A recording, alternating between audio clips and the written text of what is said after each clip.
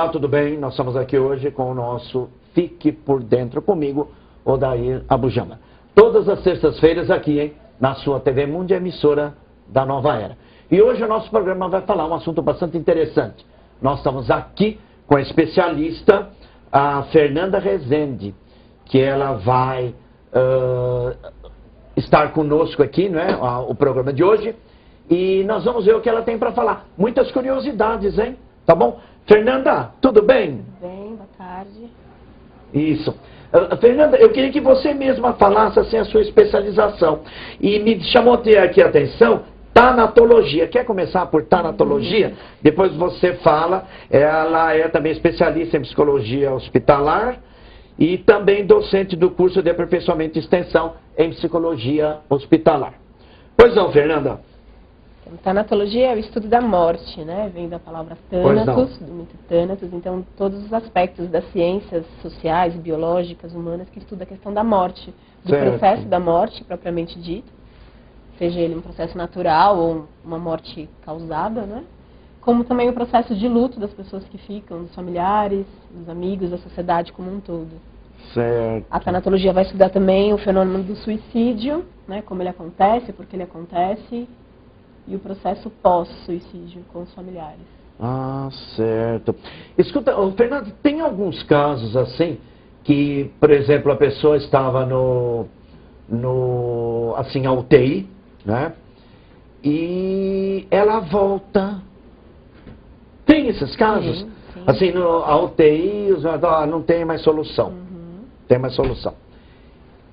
Mas não se sabe por quais circunstâncias a pessoa volta e dali uns dias vai para o apartamento.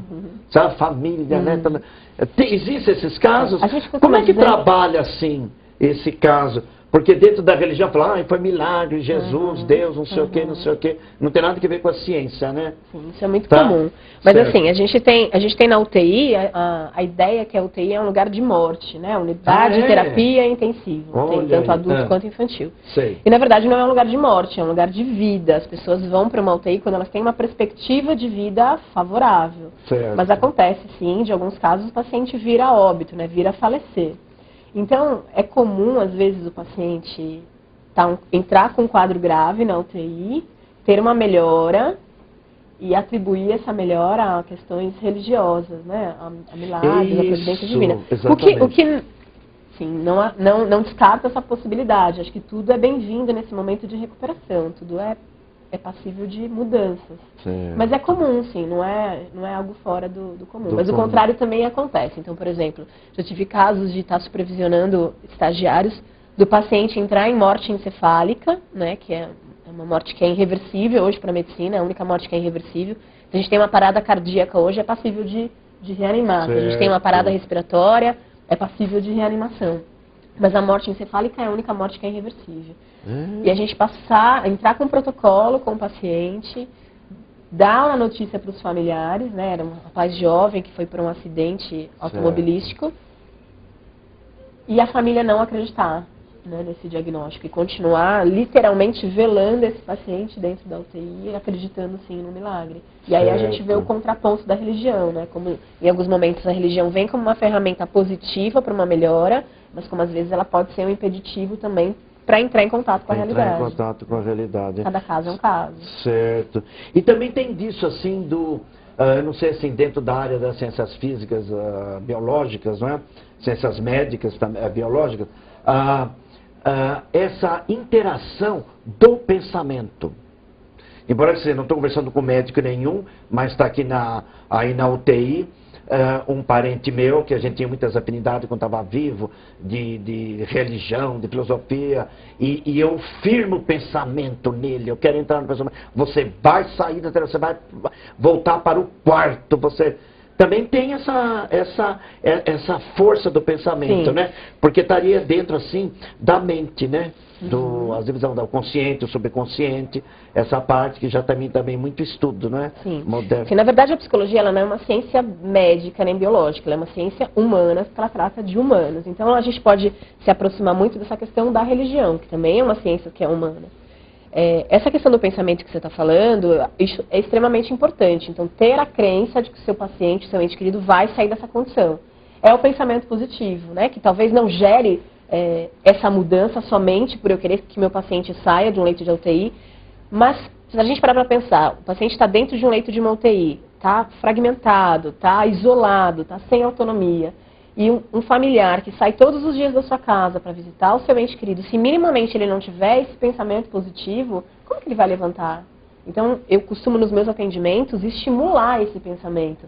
A gente tem alguns quadros na UTI onde o paciente está sedado, está entubado, não tem comunicação nenhuma, e eu estimulo sim a comunicação do familiar, né, dos entes queridos, com aquele paciente. E aí eles me perguntam, doutora, mas será que meu fulano está ouvindo? Será que ele está sentindo? Eu digo, o que você sente? Né? Você tem vontade de falar? Você tem vontade de conversar? Ah, eu tenho, então fale. A medicina vai dizer que o último sentido que a gente perde é a audição. Eu não tenho como comprovar que aquele paciente está ouvindo. Certo. Mas o mais importante ali é o acolhimento com aquele familiar. É a sensação positiva que ele vai estar tendo de estar, de um jeito ou de outro, numa situação de impotência, porque diante da morte somos todos impotentes, ele ter algum tipo de autonomia. Certo. Então, porque fica assim, muitas vezes nós ficamos assim imaginando, né, a pessoa lá na UTI, mas ela está ouvindo tudo, ela não pode falar. Está entubada, como você falou, mas assim, né, eu escuto o médico, alguém falando assim, fala, parece que não tem mais solução, viu? Ele tá, e a pessoa não pode, ela está assim, né, parada, entubada, né? Então eu acho que, aliás, a medicina acho que deve zelar por isso, ou fala em outro idioma, eu já vi isso, né? O médico fala ou alemão ou inglês, que aí o paciente não entende, né? Infelizmente essa não é a nossa realidade, não falar em português. Né? poderia ter esse cuidado, mas a prática vai dizer que não. Né? Infelizmente a gente tem a grande maioria não tem esse cuidado ainda. Acho que isso é um processo ainda de humanização. Mas só para completar a sua fala, não é a minha especialidade, mas tem sim estudos, até dentro da psicologia, de quase morte, né? Experiência quase morte. Então são essas pessoas que estavam, que a gente chama de corredor da morte, no estado grave, que chegam num limiar e voltam e contam as suas experiências. Não é a minha especialidade, eu não tenho contato com esse tipo de conhecimento. Mas já existe pessoas que estudam sobre essa possibilidade. É porque mesmo assim, se você está no hospital, está ali em contato com o pessoal da UTI, eu acredito que no decorrer, né, do dia a dia, do período de estudo, tenha acontecido de alguém, né, citar isso, ou falar, né, passar por essa situação, né? Será que a pessoa está escutando? Será que a pessoa está participando daquilo que está acontecendo? Porque quando ela está lúcida, ela sabe que ela está na UTI, né? Quando ela está consciente. Quando é a morte cerebral, né? É a morte de... Não, isso não é morte cerebral, isso é sedação. Morte cerebral é irreversível. Isso é sedação. Não tem volta, então? Não. Morte encefálica, não. Não. Tanto é que é a única morte que a gente pode doar aos nossos órgãos. É quando você tem uma morte encefálica por um trauma ou por um acidente vascular cerebral. E aí você tem uma morte que é irreversível e são as pessoas que podem ser potencialmente doadores. É claro que só querer ser doador não é o suficiente. Você precisa ter todo... enfim, tem umas regras lá que não cabe estar trazendo aqui, mas tem todos os critérios que são utilizados para que essa pessoa possa ser doadora ou não, mais autorização dos familiares. Então, nessa morte cerebral, assim, tem um momento X, vamos dizer assim, que o médico pode retirar os órgãos já. Quer dizer que a pessoa não vai sentir nada. Não, isso já é morte.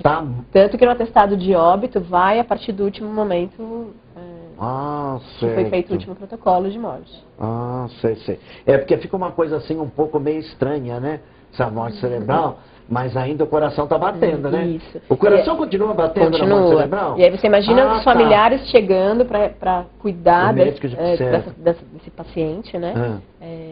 E na verdade está ali cuidando de uma pessoa que já não está mais. Não está mais, o médico já deu. Mas o coração continua batendo. Sim. E como que faz? Nesse caso é permitido desligar os aparelhos? Sim, por lei, a gente tem nosso Código Civil autoriza, a partir do momento que deu a morte encefálica, os médicos podem desligar os aparelhos. Então, mas Fernando, isso aí não cai na eutanásia? Não. Que tem alguns países europeus que já aprovaram, né? Isso é muito diferente da eutanásia e é muito comum os familiares terem essa dúvida. São coisas bem diferentes.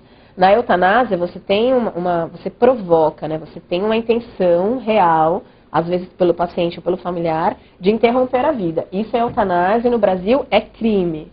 Quando a gente está falando da morte encefálica, a gente está falando de um evento, de um acontecimento. Certo. Ou por trauma, né, ou por um AVC, um acidente vascular cerebral, na qual o paciente é interrompido o seu fluxo sanguíneo. Certo, tá bom. E é irreversível. Tá bom, muito obrigado. Nós estamos aqui hoje com a Fernanda Rezende, falando dessas coisas bastante interessantes sobre o problema na UTI, dos pacientes que estão aí na UTI. Nós vamos para o intervalo da emissora e voltaremos já já, tá bom? Até já, hein?